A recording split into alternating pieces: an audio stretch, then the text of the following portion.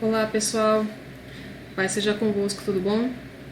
Nesse vídeo eu quero tratar de um assunto bem muito importante, sobre a reeducação. Quem já conhece o trabalho do Ministério Abnegar, já sabe que para uma pessoa ser submetida a um processo de libertação, ela tem que passar paralelamente por 4 etapas, né? Nosso Ministério trabalha de uma dinâmica, uma didática diferenciada. Primeiro ela passa por uma triagem, para que o Ministério verifique se essa pessoa ela pode passar por um processo de libertação, se ela está apta para conseguir chegar até o fim desse processo. Tem esse processo de triagem. Se ela é apta, ela começa, então inicia o processo de libertação, passa por exame médico, né, também, para saber se ela tem algum problema de saúde. A gente trabalha com médicos que são voluntários ao Ministério. Graças a Deus o Senhor tem levantado pessoas para nos ajudar. Então ela vai fazendo um processo de libertação e um processo de pós-libertação, para que a gente vai acompanhando o desenvolvimento, a desenvoltura dessa pessoa. E eu digo que o processo de pós-libertação é um dos processos mais difíceis que existe, porque a pessoa, nós vamos acompanhar esse desenvolvimento dela, né? Se ela conseguiu reagir ao assédio demoníaco após que a gente faz aquele processo de fechamento das brechas, faz um mapeamento espiritual bem detalhado. Aquele assédio demoníaco sempre tem, aqueles vícios comportamentais. Então hoje eu queria falar um pouquinho sobre essa parte do pós-libertação, que é muito importante. Esse vídeo é destinado a isso. Você que está no processo, que está nos nossos grupos internos, você que ainda não conhece o trabalho do Ministério, então você vai ter a oportunidade de conhecer um pouquinho sobre como que nós trabalhamos, qual o material, quais são os assuntos que são mais tratados, né, dentro dessa perspectiva do pós-libertação. Muitas pessoas fazem a libertação, mas ela não tem acompanhamento depois.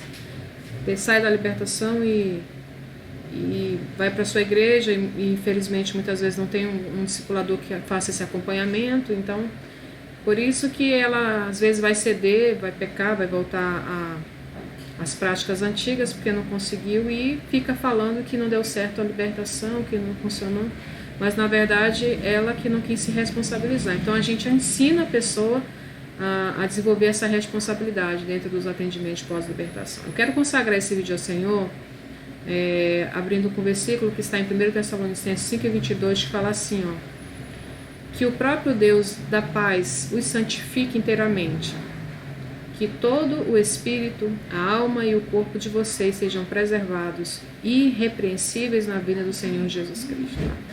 Então, assim, o Senhor tem um desejo dessa santificação, não só na nossa alma, mas no corpo, na alma e no espírito. E eu quero aqui colocar esse slide. A gente vai começar a trabalhar, então. Primeiramente, a gente tem que ter um entendimento do que seria essa natureza tríplice do homem, né? Isso é comum, isso é fácil de entender. O homem, ele é um ser triuno, ele tem corpo, alma e espírito. O que é importante isso? Porque o Senhor fala que quer as três partes do homem, essa natureza tríplice do homem santificada. Então você vai ter que aprender a trabalhar nessas suas 3 áreas, as 3 áreas da sua vida, que é o corpo, a sua alma e seu espírito. Esse outro gráfico, para já passar, vai falar dessa natureza tríplice aí, ó. A gente vai o corpo é chamado de soma. Você vai encontrar essa referência em 1 Coríntios 3, 1-3. O espírito é pneuma, vem de respiração. 1 Coríntios 2 e 3 vai falar. Onde é que está o nosso discernimento? Ele está no nosso espírito, discernimento, nossa esperança, nossa adoração, nossa fé. E na nossa alma, existe essa separação aí, ó. Os 5 sentidos, você está vendo que é a última bolinha mais fininha. Você vai ter o paladar, o tato, a audição, o olfato e a visão. São por esses caminhos, esses meios, os nossos 5 sentidos, que entram as nossas informações, nossas percepções, né? E vai passando essa informação para a nossa alma, os sentimentos, imaginações, as justificações, os nossos arrependimentos, nossa consciência, nossas emoções, a nossa mente, nossa vontade. Tudo acontece a nível de alma. Antes da queda do homem, não funcionava assim. Não eram os 5 sentidos que mandavam informação para a alma e a alma mandava informação para o espírito. Então, era o inverso. Era o Espírito Santo que falava ao nosso espírito, e o nosso espírito dava informação para a alma, e a alma ela dava informação para os nossos 5 sentidos. Então, Adão, antes da queda, ele tinha consciência tanto do mundo espiritual como do mundo físico. Depois da queda, a gente morre espiritualmente. Então, eu digo que depois da queda do homem nasceu a educação. Então, você começa a absorver tudo ao seu redor, perceber tudo pelos seus 5 sentidos. Você vai mandando para informação para a alma e assim informação para o seu espírito. Esse outro gráfico aí é só para você também, para entender isso. Essas portas de entrada, tato, a boca, o ouvido, o nariz, os olhos, vai mandando informações para a nossa alma, consciência, razão, imaginação, as nossas emoções, nossas escolhas, nossa vontade. E o nosso espírito, ele vai ter, tá nesse gráfico para você entender qual que é a função do nosso espírito, né? A adoração, a esperança ela surge no espírito, a nossa fé surge no espírito, as revelações do Senhor surgem no nosso espírito, nossa intuição. O temor ao Senhor, a nossa oração ela deve sair do nosso espírito. É o nosso espírito que nos traz essa consciência de Deus e é a nossa alma que nos dá essa autoconsciência. E é o corpo, através dos 5 sentidos, que nos dá essa consciência do mundo. Então, quando esses 3 sistemas estão trabalhando perfeitamente, você é uma pessoa saudável emocionalmente, uma pessoa saudável. Você é equilibrada, você consegue administrar a sua razão, as suas emoções, ter uma melhor percepção do mundo, uma melhor percepção de Deus. O problema é quando, de alguma forma, essa natureza tricotômica, uma dessas partes é afetada. E quando a gente trabalha em libertação, você vai ver as 3 partes afetadas. Muito na alma, você vai ver que a alma, a nível de consciência, a nível de emoções, a razão. Quando você é inferiorizado, a gente chama isso, você recebe uma carga de rejeição, esses créditos de injustiça que nós chamamos, e te fere na sua alma, seu espírito quando você peca contra Deus. E às vezes você também tem um reflexo no seu corpo, né? Pode ser doenças psicossomáticas, pode ser doenças mesmo físicas realmente. Tudo pode ser afetado. Então, quando essas 3 áreas da nossa vida, corpo, alma e espírito, não estão funcionando corretamente, nós podemos ter muitos problemas. Problemas para nos adaptarmos ao nosso meio, convivermos com pessoa, desenvolvermos ministério, desenvolvermos os dons. Então, tudo é afetado. Então, é nisso que a gente trabalha dentro da libertação, tentando minimizar esses impactos negativos que a pessoa sofreu a vida toda. Memórias mortas, né? Falsas profecias que ela recebeu. Quando eu falo de profecias, são maldições vindo da parte das figuras de autoridade, maldições hereditárias, né? Fazer aquele mapeamento completo, tentar tirar a pessoa desses cativeiros, né? Dessas memórias mortas, trazer essa consciência de revelação do Espírito Santo, essa consciência de revelação da palavra, de obediência à palavra. Então, a reeducação vai trabalhar com isso. Mas eu preciso entender que essas falsas informações ou falsas estruturas ou sistemas de crenças dominantes, ela vai entrar pela comunicação. Então, esse aqui é um processo simples de comunicação, né? Para haver uma comunicação adequada, tem que ter o emissor, receptor, a mensagem e o código, que é a língua. E aí, esse é o processo básico de comunicação, é por onde entram as nossas informações, sejam elas positivas ou negativas para a nossa vida. E aí você vai ter a mensagem e esse meio de comunicação. E a gente chama de ruído da comunicação algo que a mensagem ela não chega com clareza. Por exemplo, você vai ser promovido, aí o outro entendeu, teve um ruído na comunicação, meu Deus, vou ser demitido. O problema está aí, porque Satanás ele trabalha nesse processo de comunicação, no processo da linguagem e nas emoções, através da linguagem. Quando você trabalha com as emoções da linguagem, a forma que você expressa uma palavra, a forma que você fala uma frase, a forma que você conversa com uma pessoa, você se dirige a uma pessoa, a emoção que é jogada naquela palavra, isso pode afetar a vida da pessoa, uma das 3 áreas. Então, nós chamamos isso de ruído, pode você usar essa linguagem comum do processo de comunicação, você pode falar que isso houve, na verdade, uma distorção da mensagem, né? Por Satanás. Sendo que ele pode estar usando alguma figura de autoridade para te ferir, algum pai, a mãe, alguma pessoa que você tem confiança, que é muito importante na sua vida, que pode trazer esses traumas, essas feridas, né? E nós devemos ter esse cuidado com o ruído. Toda pessoa ela quer transmitir uma mensagem. Então, nós precisamos, dentro do processo de pós-libertação, a gente trabalha muito ensinando a pessoa o que ela vai filtrar, quem que ela vai acreditar, quem que ela vai ouvir. Porque qual que é a significação da mensagem? O que é a mensagem que ela quer instalar um sistema de crença. Então, quando você recebe uma mensagem, você acredita nela, a sua mente concebeu aquilo entrou na sua mente, você vai acreditar e aquela pessoa te dominou. Então, quem você acredita se torna um dominante na sua vida. Então, muito cuidado, a gente vai ensinar a pessoa a destruir suas falsas crenças, esses falsos pensamentos, né? É um processo bem trabalhoso. Essa imagem também vai falar o que eu tinha dito, né? O espírito que deve mandar nosso espírito, as muralhas ou ruídos impedem a comunicação do espírito para a alma, e a alma vai mandar uma informação errada para os 5 sentidos. Esse processo é o processo de queda, né? Mas o que o Senhor que Ele quer fortalecer o nosso espírito, para que você escute a voz do Espírito Santo através do seu espírito, e o seu espírito, já assim iluminado pelo Espírito Santo, que um espírito forte consiga ouvir a voz do Espírito Santo, consiga transmitir uma mensagem para sua alma, onde você vai ter boas emoções, onde você vai conseguir perdoar mais fácil, você vai conseguir obedecer a palavra, e assim você vai ter uma vida, você vai mandar mensagem para o teu corpo, você vai ter reações, você vai ter ações diferenciadas. Então esse é o trabalho do pós-libertação, é tentar fortalecer teu espírito, destruir esse sistema de crença, te ensinar, né? Porque na verdade depende muito da pessoa. A palavra do Senhor vai falar sobre você manter a sua consciência limpa. Primeira coisa, nós tentamos trazer essa nova consciência, renovar a mente da pessoa. Geralmente a pessoa está com mente passiva, muitas crenças dominantes, muitos pensamentos errados, muitos sofismas em relação à palavra de Deus, em relação até ao próprio Deus.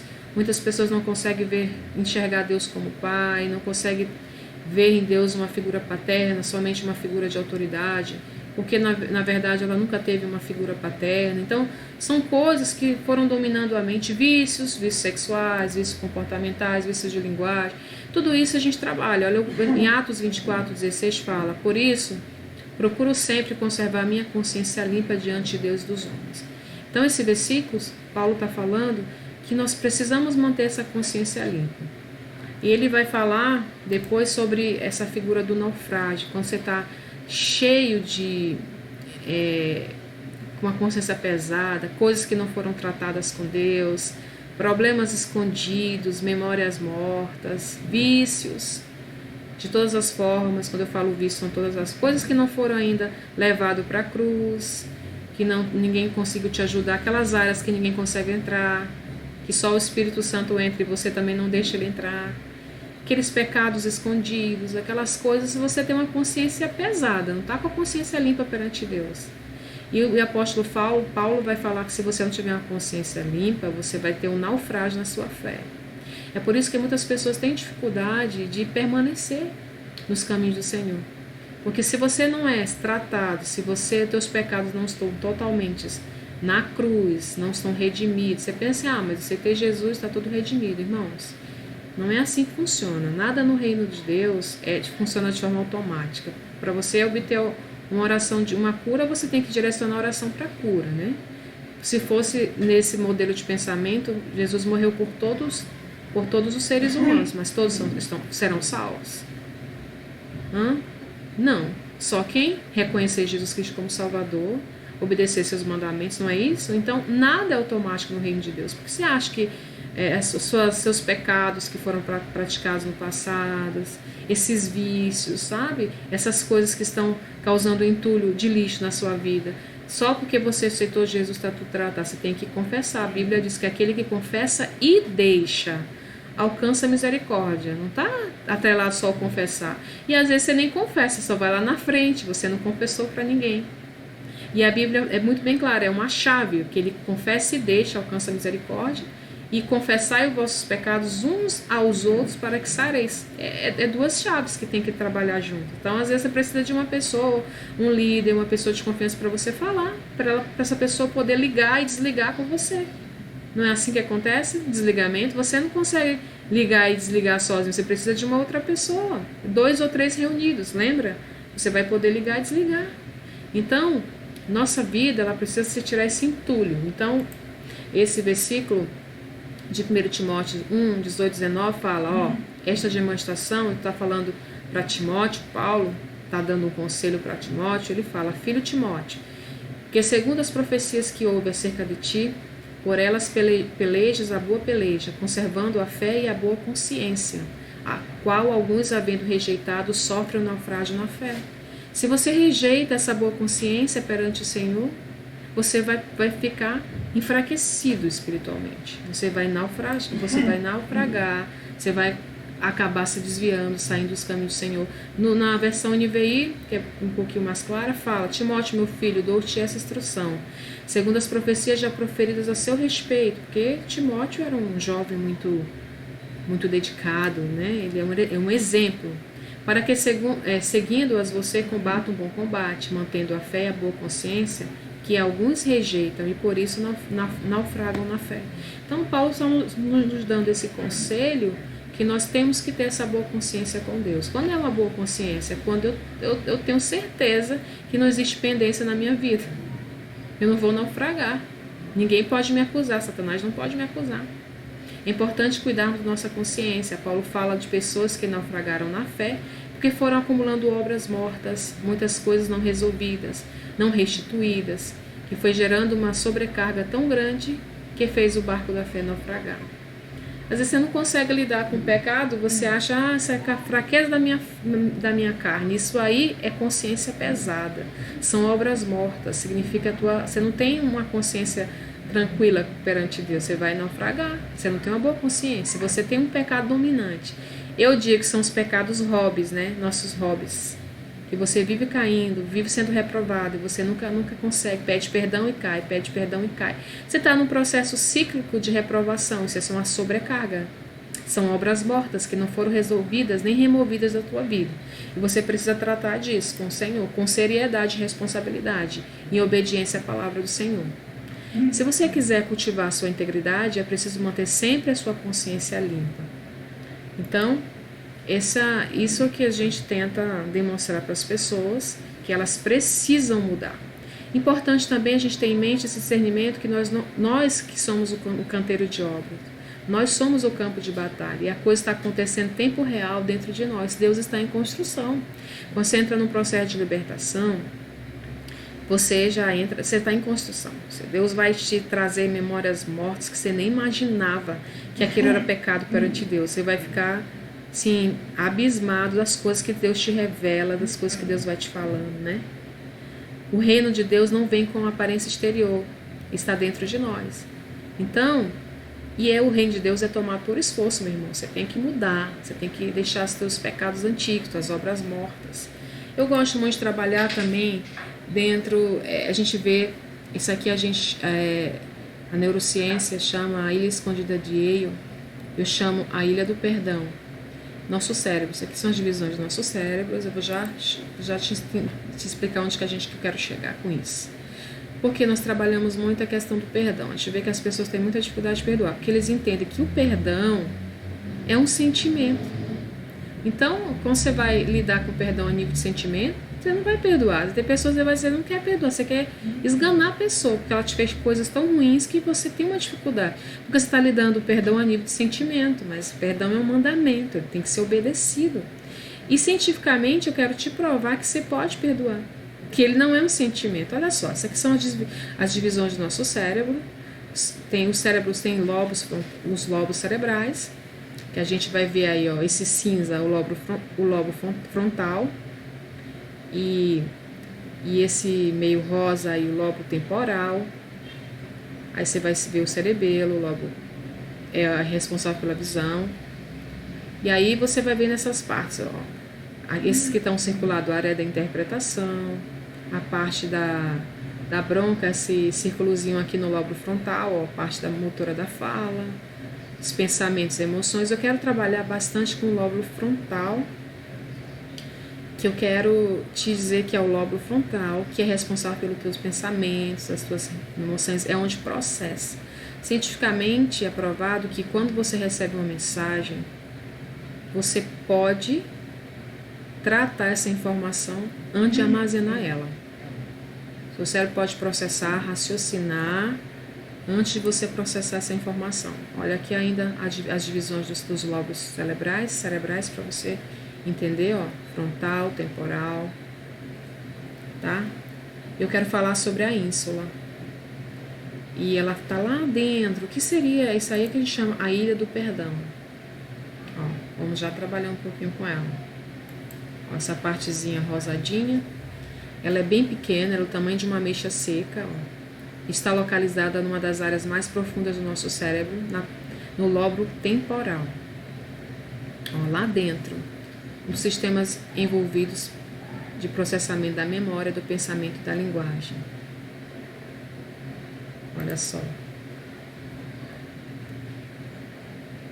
O que a ínsula é responsável? Ela é responsável... a ínsula funciona como uma espécie de intérprete do cérebro ao traduzir sons, cheiros, sabores, emoções, sentimentos, como nojo, desejo, orgulho, arrependimento, culpa e empatia. Então, lá dentro do teu cérebro existe esse órgãozinho que é responsável pelo perdão. Então, a ínsula é ativada toda vez que você ri, conta uma piada, uma música, reconhece expressões de tristeza no rosto de outra pessoa. Ou você também pode decidir perdoar. Quando você decide perdoar, as informações vão direto para a ínsula. Quando você não perdoa, as informações vão direto para o giro do cíngulo posterior. Aí, ó. É a área da retaliação.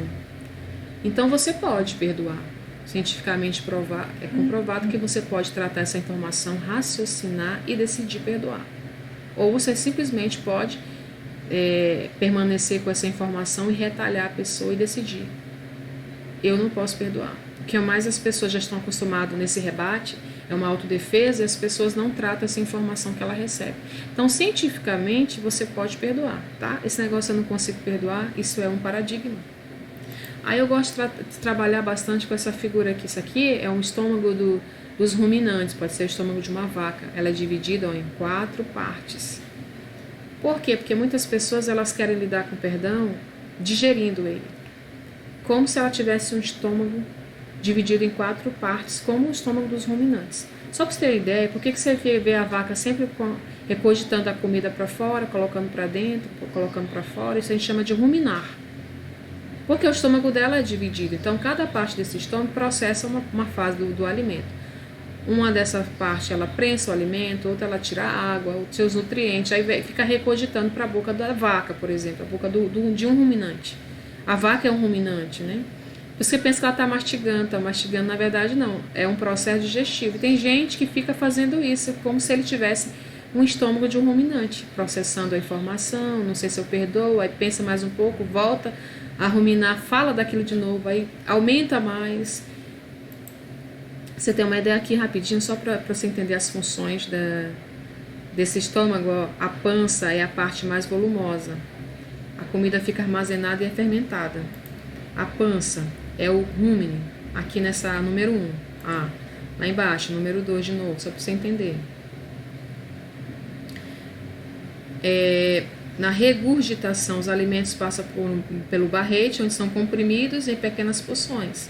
O barrete é o retículo, número 2, ele vai comprimir em pequenas porções, tá vendo? Por isso que ele rumina para fora. 3, folhoso, ele vai absorver a água dos alimentos. É o omaso, folhoso.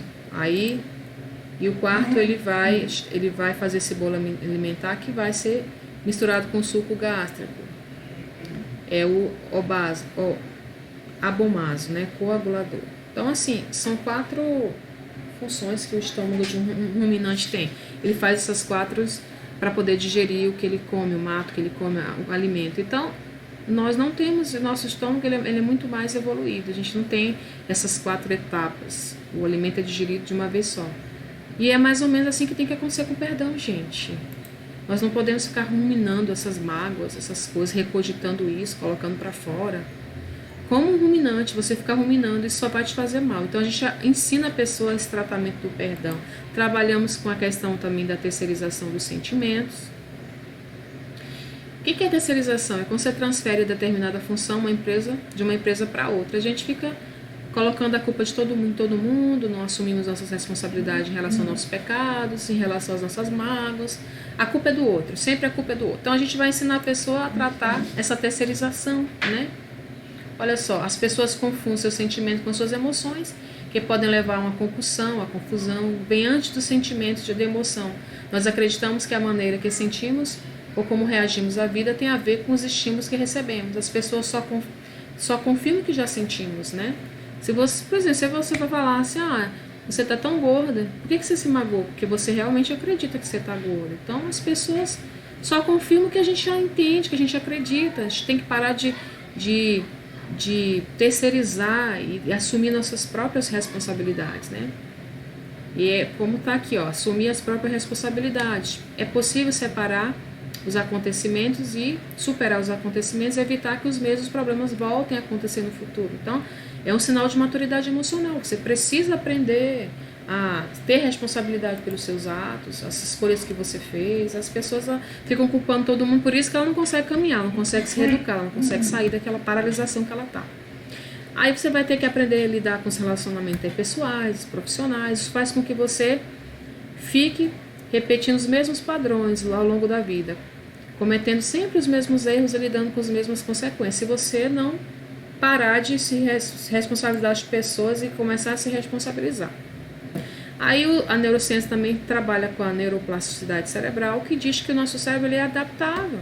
A mente tem capacidade de adaptar-se, moldar-se a todos os dias, bastando que você se condicione a fazer isso. Você pode se reeducar? Pode acabar com aquele mau hábito que você tem, ter hábitos bons. A Bíblia diz que tudo que é justo, tudo que é digno, pensar nisso, destruir os maus hábitos. A gente fala sempre que é esse espelho da alma, ensinar a pessoa a olhar para dentro de si, ter o seu real diagnóstico espiritual. Porque a maioria das pessoas elas não se avaliam, não sabem se avaliar. Nós temos um livro, nosso livro é chamado A Beleza de Deus no Caos, é da minha autoria. Nós trabalhamos esse caos, que é esse processo, né, que a pessoa está no caos, ela entra no processo de libertação, ela vai se reeducando, ela vai como se fosse uma metamorfose. No livro a gente trabalha até com esse processo de metamorfose. Essa palavra vem do grego, que significa metabole, mudança. O que significa isso? É as mudanças que ocorrem na estrutura desse animal. Pode ser uma borboleta, pode ser um gafanhoto, né? Na forma do corpo e até mesmo na forma da vida de alguns organismos durante o seu desenvolvimento. Aí existem vários grupos de animais que sofrem esse processo de metamorfose, os molúsculos, os peixes, anfíbios, insetos. Daremos apenas 2 grupos. Isso aí você vai encontrar que está no livro, quem conhece pode adquirir. A gente vai ter 2 modelos, forma de metamorfose completa, que a gente dá o exemplo da borboleta. Esse animal, o que vai acontecer? Eclode num ovo, como uma larva, que se alimenta incessantemente. Posteriormente, após algumas mudanças, a lagarta entra em fase de pupa, isto é, ela vai ficando presa no interior do casulo, depois ela vai eclodir. Você está vendo a figura aí? É todo um processo, né? Isso a gente diz que é a metamorfose completa.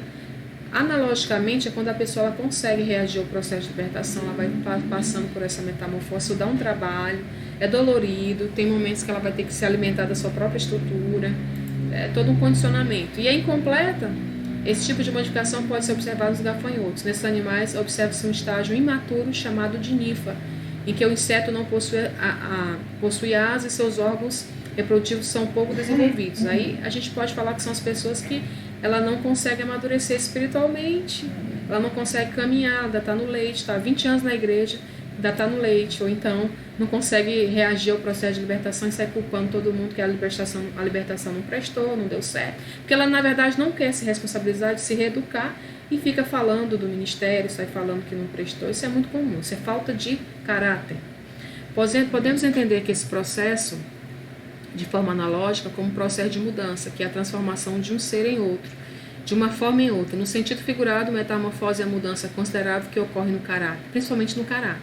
A gente trabalha bastante no caráter, até na aparência. Tem pessoas que a gente reeduca até a forma que ela se veste, que ela se comporta, como que ela anda. Tem pessoas que andam tão cabisbaixas, até com a postura corporal. A gente ensina as pessoas a falarem. Tem pessoas que saem do ministério lendo melhor, se vestindo melhor. Tem toda uma estrutura, porque às vezes a pessoa está tão abalada que ela não tem nem ânimo mais para ter gosto pela vida. Então, isso é muito comum. O caráter é o músculo. Flacidez moral é a passividade. Quando o caráter está flácido, qualquer pressão a pessoa cede. É isso que a gente trabalha. Tentar trabalhar esse caráter, tirar essa flacidez moral, ajudar a pessoa a se levantar, a se erguer perante a vida, assumir um compromisso real com o Senhor, assumir os seus dons, seus ministérios, e o Ministério de Libertação ajuda bastante nisso. Somente quando você tem um trabalho assim tão importante como é o pós-libertação. Então essa figura aí vai mostrar, você tem que se conhecer. A gente trabalha muito no pós-libertação o autoconhecimento, esse processo da borboleta, da metamorfose. Por isso que a gente trabalha esse livro, A Beleza de Deus no Caos. O Senhor nos inspirou para escrever esse livro. Então eu termino com esse slide que fala: seja de verdade em tudo que você faz.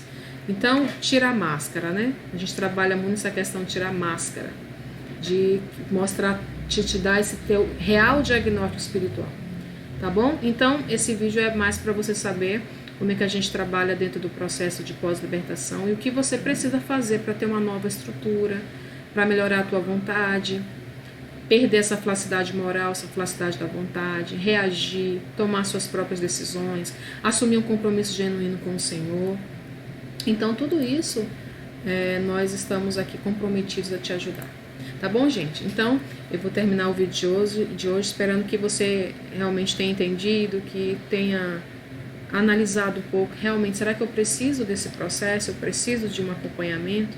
Procura o ministério, entre em contato conosco, se você gostou do vídeo, da explicação, se foi produtivo para a tua vida, compartilha, dá um joinha aí no vídeo, tá bom? Faz o teu comentário,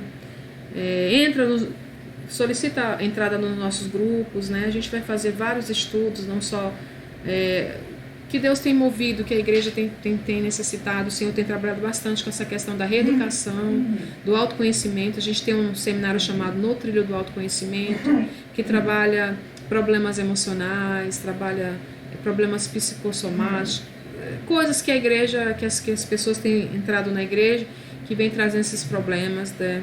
E a igreja às vezes não tem esse suporte para trabalhar. Tá bom, gente? Um abraço para todos, fiquem com Deus, a paz seja convosco, o Senhor abençoe esse final de noite de vocês.